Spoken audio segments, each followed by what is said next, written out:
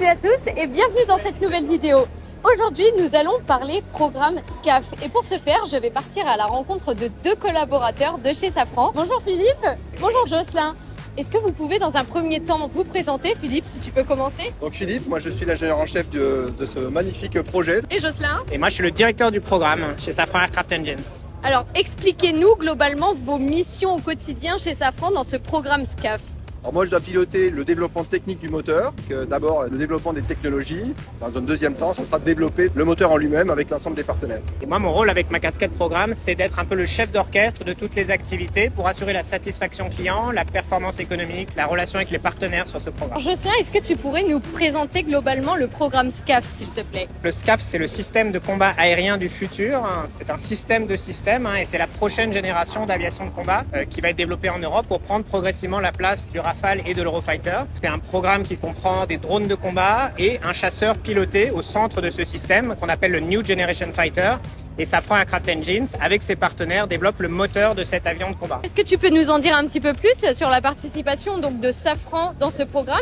Et est-ce que c'est le seul motoriste ou est-ce qu'il y en a plusieurs? C'est en effet un programme qui est fait en coopération européenne avec, initialement c'était la France et l'Allemagne, puis en 2019 l'Espagne a rejoint le programme, donc il y a 3 motoristes partenaires, Safran Aircraft Engines, un partenaire allemand qui s'appelle MTU Aero et un partenaire espagnol qui s'appelle ITP Aero. Et donc tous les 3, on a formé un partenariat pour développer ce moteur. Dans ce partenariat, Safran est leader des activités de design et d'intégration. On est l'architecte, on est l'intégrateur de ce moteur. Donc c'est nous qui gérons le moteur dans son ensemble. Et on a en particulier la responsabilité des parties chaudes de ce moteur, de ce qu'on appelle la chambre de combustion, là où on brûle le kérosène pour le faire la pousser, de la turbine haute pression, qui est l'un des endroits les plus chauds du moteur, et de la post-combustion pour avoir un complément de poussée au niveau du moteur. Et concernant les autres intervenants dans ce programme moteur? Nos partenaires allemands ont en charge la partie avant du moteur, le compresseur basse pression et compresseur haute pression, et les Espagnols ont en charge la partie turbine basse pression et tuyère du moteur. C'est un peu un mécano, on s'est réparti les modules du moteur et nous, Safran, assurons la cohérence d'ensemble de ces travaux. Alors on va maintenant parler concrètement des caractéristiques du moteur. Philippe, c'est toi qui travailles sur ce moteur. Oui, alors c'est moi qui suis responsable de l'aspect technique de ce moteur. Alors comme tout moteur aéronautique, le principe de base c'est que l'air rentre à l'amont, il est accéléré et cette accélération génère de la poussée. La différence entre un moteur civil, comme on peut le voir sur un CFM par exemple, et un moteur militaire, c'est qu'on a besoin d'avoir un moteur le plus compact possible. Donc pour ça, il faut comprimer beaucoup plus et chauffer beaucoup plus. Donc ça, c'est le principe de base, que ce soit sur le prochain avion moteur d'avion de combat ou sur le moteur M88 qui est aujourd'hui le moteur du Rafale. Voilà. La différence par rapport à notre moteur NGF, un Next Generation Fighter, c'est qu'on va effectivement comprimer beaucoup plus et on va chauffer effectivement beaucoup plus. Ce qui conduit effectivement à avoir un moteur qui consomme plus, qui est plus gros, qui consomme plus. Et pour compenser ça, on va apporter une nouvelle technologie qui s'appelle le cycle variable. C'est-à-dire qu'on va adapter le cycle en fonction des phases de vol.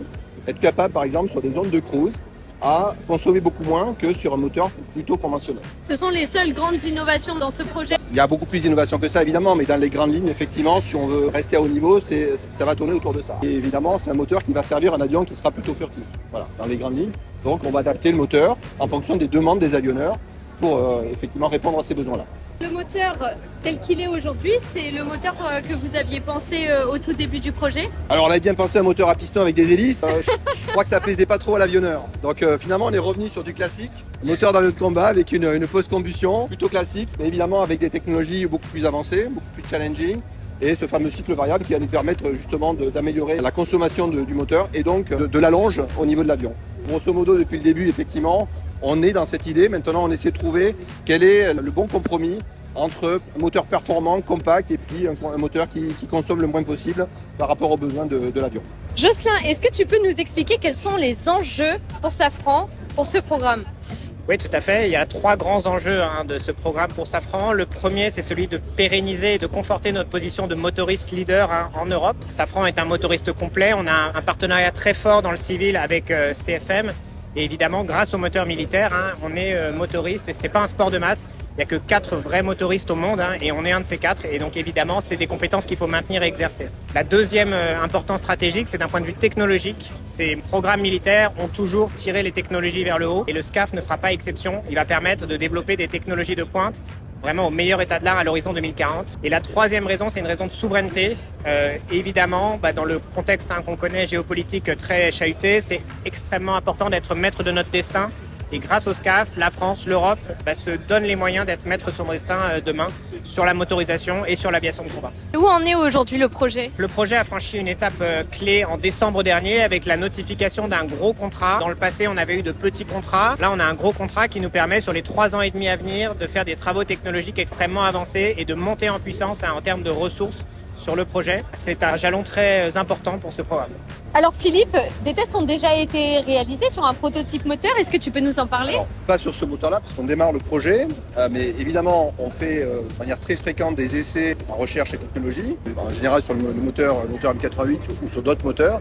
Donc ça, c'est effectivement assez fréquent, que ce soit sur des turbines, sur d'autres éléments du moteur, la chambre, etc. Quelles sont les prochaines échéances? À court terme, les échéances, c'est de délivrer le contrat qui nous vient de nous être notifié et donc de faire monter en puissance les équipes. Et ensuite, un peu plus loin, il va falloir sécuriser la feuille de route de ce programme jusqu'en 2040. Et on sait qu'il y a des aléas politiques, c'est jamais simple un programme comme ça dans cette phase de genèse. Les Belges ont annoncé au salon qu'ils rejoignaient le programme SCAF, donc il va falloir trouver de la place aux Belges, pour ne donner qu'un exemple. Donc voilà les enjeux qui nous attendent dans les années qui viennent. Donc c'est un fabuleux projet, clairement, qu'on n'a pas souvent la chance de voir démarrer comme ça. On fait partie effectivement de cette équipe. On espère que beaucoup de gens vont nous rejoindre pour développer ce magnifique moteur. Quelle est pour chacun la plus grande difficulté dans ce programme? Alors c'est un moteur qui est, en tout cas du point de vue technique, extrêmement challenging, comme je le disais tout à l'heure. Donc il faut monter en température. Donc ça c'est vraiment un enjeu qui est fort. On est sur une architecture très différente. Donc forcément les enjeux technologiques vont nous conduire à nous dépasser et avoir beaucoup d'idées aussi et des gens très compétents pour pouvoir nous aider sur ce sujet. Pour moi, la plus grande difficulté, c'est que c'est donc un programme qui est sur le temps long. Tu as compris que l'entrée en service était 2040, ça paraît très lointain et pourtant on est déjà le nez dans le guidon pour y arriver. Et on doit encore composer avec des contraintes et des incertitudes politiques assez fortes liées à ces phases de genèse. Typiquement, l'an dernier, il est de notoriété publique que le SCAF, c'était compliqué de converger. Voilà, là maintenant c'est parti et on espère vraiment que cette dynamique va se poursuivre. Qui dit nouveau programme dit nouveaux emplois. Est-ce que vous recrutez? On recrute!